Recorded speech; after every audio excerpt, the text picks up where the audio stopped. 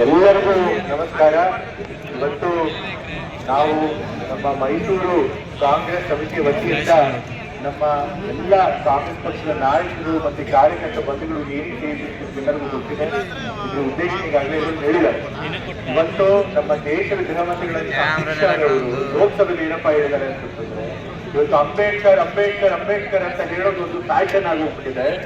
ಅಂಬೇಡ್ಕರ್ ಅವ್ರ ಹೆಸರು ಹೇಳೋ ಬದಲು ಈ ದೇವರ ಹೆಸರು ಹೇಳಿದ್ರೆ ನಿಮ್ಗೆ 7 ಜನಗಳು ಸ್ವರ್ಗ ಸಿಕ್ಕಿರೋದು ಅಂತ ಹೇಳಿದ್ದಾರೆ.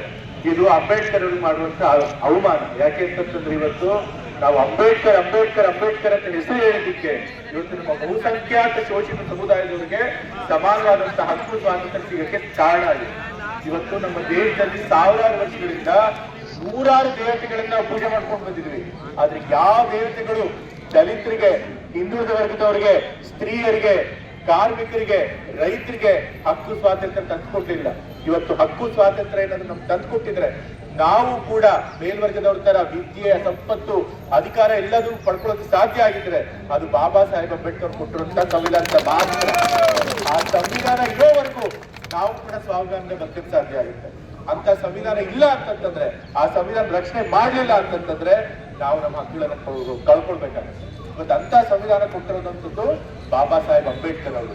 ಇವತ್ತು ಅವ್ರ ಹೆಸರು ಹೇಳಿದಕ್ಕೆ ನಮ್ಮ ದೇಶ ಸ್ವಲ್ಪ ಆದ್ರೂ ತಕ್ಕ ಮಟ್ಟಿಗೆ ಆದ್ರೂ ಸಮಾನತೆ ಕಂಡುಕೊಳ್ಳೋಕೆ ಸಾಧ್ಯ ಆಗಿದೆ. ಈ ದೇಶದ ಬಹುಸಂಖ್ಯಾತ ಜನರು ಮೇಲ್ಬರಕ್ಕೆ ಸಾಧ್ಯ ಆಗಿದೆ. ಇವತ್ತು ಅಂತ ಅಂಬೇಡ್ಕರ್ ಅವ್ರ ಬಗ್ಗೆ ಇವತ್ತು ಅವಹೇಳನಕಾರಿಯಾಗಿ ಗೃಹ ಮಂತ್ರಿಗಳು ಮಾತನಾಡಿದ್ದಾರೆ. ಹಾಗಾಗಿ ಗೃಹ ಮಂತ್ರಿಗಳು ಮೊದಲು ದೇಶಕ್ಕೆ ಕ್ಷಮೆಯಾಚನೆ ಮಾಡಬೇಕು, ರಾಜೀನಾಮೆ ಕೊಡಬೇಕು. ಅಂಬೇಡ್ಕರ್ ಅವ್ರಿಗೆ ಕ್ಷಮೆ ಯಾಚನೆ ಮಾಡಿದ್ರೆ, ಅಂಬೇಡ್ಕರ್ ವಾದಿಗಳ ಹತ್ರ ಕ್ಷಮೆ ಕೇಳಿದ್ರೆ ಅವ್ರ ಗೌರವ ಮುಂದಾಗೋದಿಲ್ಲ.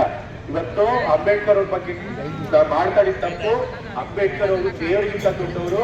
ದೇವರ ಜಪಕ್ಕಿಂತ ಈ ದೇಶದ ಬಹುಸಂಖ್ಯಾತ ಜನರಿಗೆ ಅಂಬೇಡ್ಕರ್ ಜಪನೇ ಮುಖ್ಯ ಅನ್ನೋದನ್ನ ನಾವು ಒಪ್ಕೊಂಡು ತಪ್ಪು ಒಪ್ಕೋಬೇಕು, ಕ್ಷಮೆ ಕೇಳಬೇಕು. ಅಲ್ಲಿ ತನಕ ನಮ್ಮ ಹೋರಾಟ ಮುಂದುವರಿಯುತ್ತೆ. ಈಗಾಗಲೇ ನಮ್ಮ ಸಚಿವರು, ನಮ್ಮ ಹಲವಾರು ಶಾಸಕರು ಮಾತನಾಡಿದ್ದಾರೆ, ಅವರೆಲ್ಲ ಹೇಳಿದ್ದಾರೆ. ಮತ್ತೆ ನಮ್ಮ ಜಿಲ್ಲಾ ಉಸ್ತುವಾರಿ ಮಂತ್ರಿಗಳಾದ ಎಚ್ ಮಾಧವ್ ಅವರು ಕೂಡ ಮಾತನಾಡಿದ್ದಾರೆ. ಅವರೆಲ್ಲ ಹೇಳಿದ್ದಾರೆ, ಅವ್ರ ನೇತೃತ್ವದಲ್ಲಿ ನಾವು ದೇಶದ ರಾಷ್ಟ್ರಪತಿಗಳಿಗೆ ನಾವು ಮೆಮೊರಾಂಡಮ್ ಕಳಿಸ್ತಾ ಇದ್ದೀವಿ.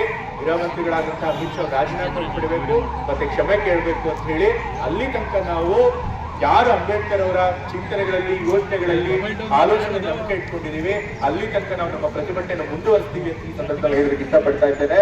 ಮತ್ತೆ ಇವತ್ತು ಯಾರು ಅಂಬೇಡ್ಕರ್ ಯೋಚನೆ ವಿರೋಧ ಮಾಡ್ತಾರೆ, ಇವತ್ತು ಅಂಬೇಡ್ಕರ್ ಅವರು ಸಂವಿಧಾನ ಕೊಡ್ಬೇಕಾದ್ರೆ ಬೇಕಾದಷ್ಟು ಜನ ಆ ಸಂವಿಧಾನ ವಿರೋಧ ಮಾಡಿದ್ರು.